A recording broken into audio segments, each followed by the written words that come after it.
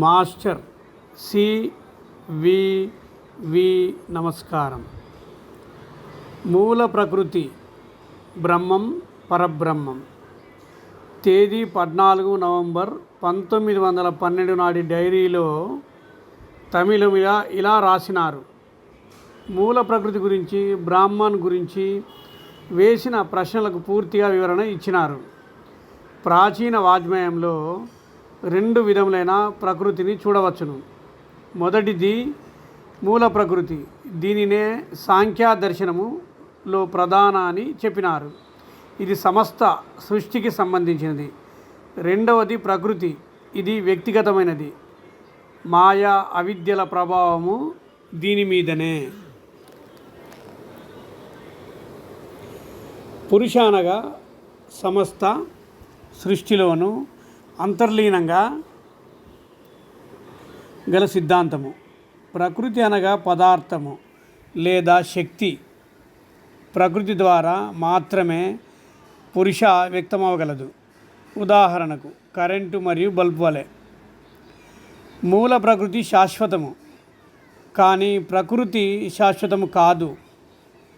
తైత్తిరీయ ఉపనిషత్తులో వీటి వివరములు చూడవచ్చును. వివిధ దర్శనముల అన్వయములలో తేడాలు ఉన్నప్పటికీ స్థూలంగా చెప్పబడినవి ఇవే. ఇక మాస్టర్ గారు తేదీ 15/9/1921 నాటి మెమోరండం నోట్స్లో ఇలా రాసినారు.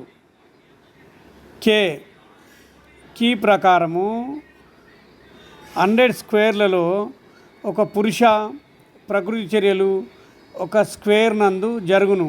అట్టి ఒక స్క్వేర్లో జరుగు పరిశీలన కేవలం ప్రస్తుత పరిణామ విషయం మాత్రమే తెలుపును. పై వాక్యమును బట్టి ప్రకృతిని 3 విధములుగా చూడవలెను. మొదటిది మూల ప్రకృతి. రెండవది పరిణామ ప్రకృతి. ఇది ఒక పరిణామము మొత్తమునకు సంబంధించిన స్క్వేర్లోని ప్రకృతి. మూడవది వ్యక్తిగతమైన ప్రకృతి.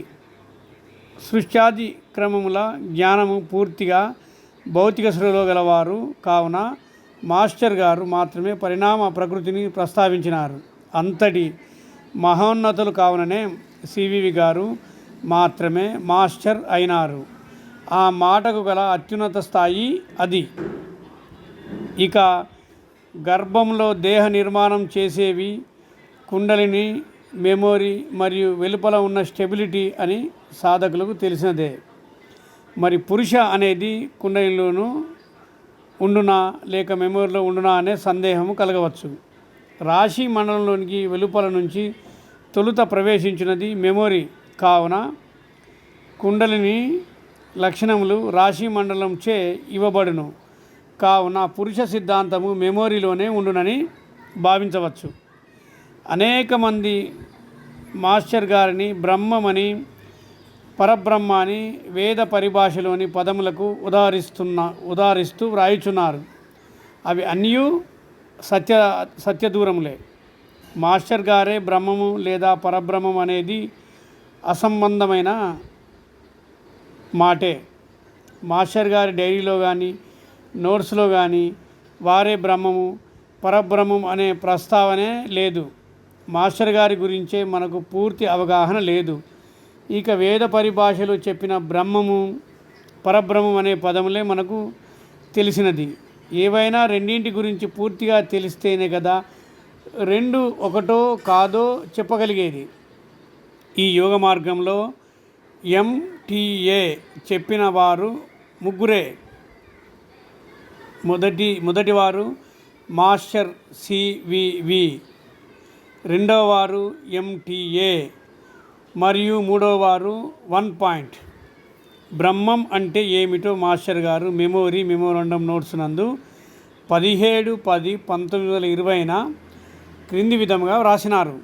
కన్సోలేషన్ లెవెల్ నందు అనేక స్పిరిట్స్ గలవు. ఒక రకంగా చెప్పవాలంటే భూమిపై బ్రహ్మంగా చెప్పబడేది దీని పై స్థితి.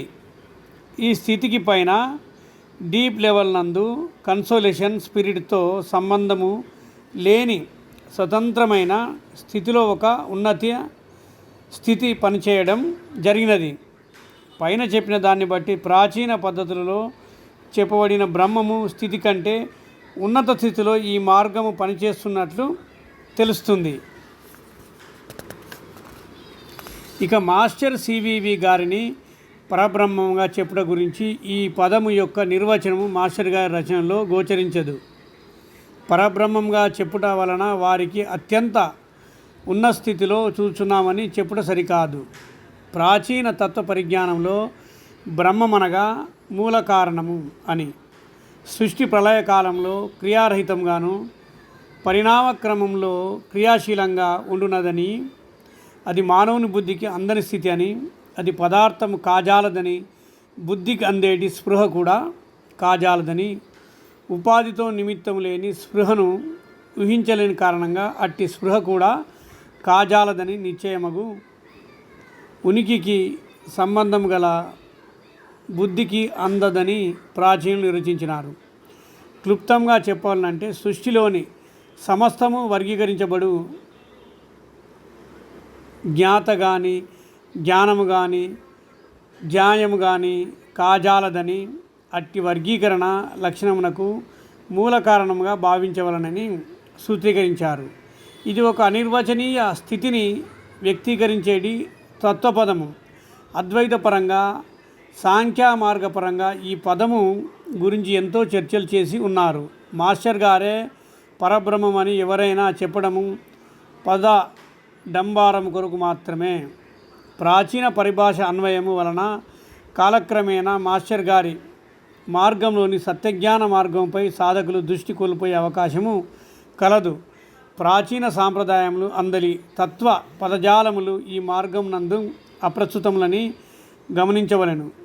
మాస్టర్ సివివి గారిని మాస్టర్గానే సంబోధించాలి కానీ అన్యదా అలంకారికంగా బ్రహ్మమనో పరబ్రహ్మమనో మరే విధంగానో సంబోధించరాదు. కుండలినికి భిన్నమైన నామములు గలవు. అవి భుజంగి, శక్తి, ఈశ్వరి, మహామాయ, జగదాంబ, బ్రహ్మస్వరూపము, ఆత్మశక్తి, పరాశక్తి, తామరతుండు. సాంఖ్యులు దీనిని మూల ప్రకృతి అనిరి. తంత్రజ్ఞులు కుండలిని పరాశక్తి అనియు, రాజయోగులు కుండలిని అని వ్యవహరించుచున్నారు. దీనినే మాయా అందురు. ఇదొక జీవాణువు. కుండలిని అంటే సృష్టి రహస్యము, జీవాత్మ, ప్రకృతి పురుషుడు. దీనినే మూల ప్రకృతి అందురు. బ్రహ్మ నుండి విడివడి లేదా వేరే సృష్టిని జరుపుచున్నట్టు శక్తిని ఆది కుండలిని లేక మూల ప్రకృతి అందురు. ఆది నుండి వేరుపడినది శక్తి. ఇది సగుణంలో ఉండును. ఈ విధానం ఒక సృష్టి ఒప్పందం ప్రకారం జరిగింది. సృష్టి యొక్క ప్రథమ స్థితియే కుండలిని. సృష్టి ఆరంభమే కుండలిని ఆరంభము. సృష్టిలోని మార్పులనియు కుండలినిలో గలవు. కుండలిని పరిశీలించిన దానిలో గుప్తంగా ఉన్న రహస్యములను తెలుసుకుని కానీ అది బ్రహ్మత్వము కలగదు. ఇది ఒక ఉత్తేజ శక్తి. ఉత్తేజ శక్తి కేవలం ఒక కుండలినికి మాత్రమే ఇవ్వబడినది. ఇది మూల విజ్ఞానము. ప్రకృతి యొక్క నియమములకు బద్ధమై ఉన్నది. కుండలిని యొక్క క్షేత్రము మూలాధార చక్రము. వ్యక్తి జీవుల్ని నడిపించే ఈ కుండలిని మానవ శరీరంలోని కొన్ని వేల నాడుల్లో గుప్తమై షట్చక్రాల ద్వారా జీవుని నడిపించే అతి గొప్ప శక్తి ఈ కుండలిని. యోగానికి ఈ జీవశక్తి స్వరూపిణియే ఆశ్రయము. ఈ యోగ పరమధ్యేయము ఇదే. ఇది బ్రహ్మ సంకల్పము, బ్రహ్మయోగము, కుండలిని యోగము. ఈ కుండలిని జాగృతం చేయడం కొరకు ఆది బ్రహ్మం రూపొందించి మానవుల అందించే యోగ మార్గం. ఇది చాలా శక్తివంతమైన అనుభవపూర్వకమైన క్షేత్రము. ఇది సుప్త భుజంగాకారంలో ఉంటుంది.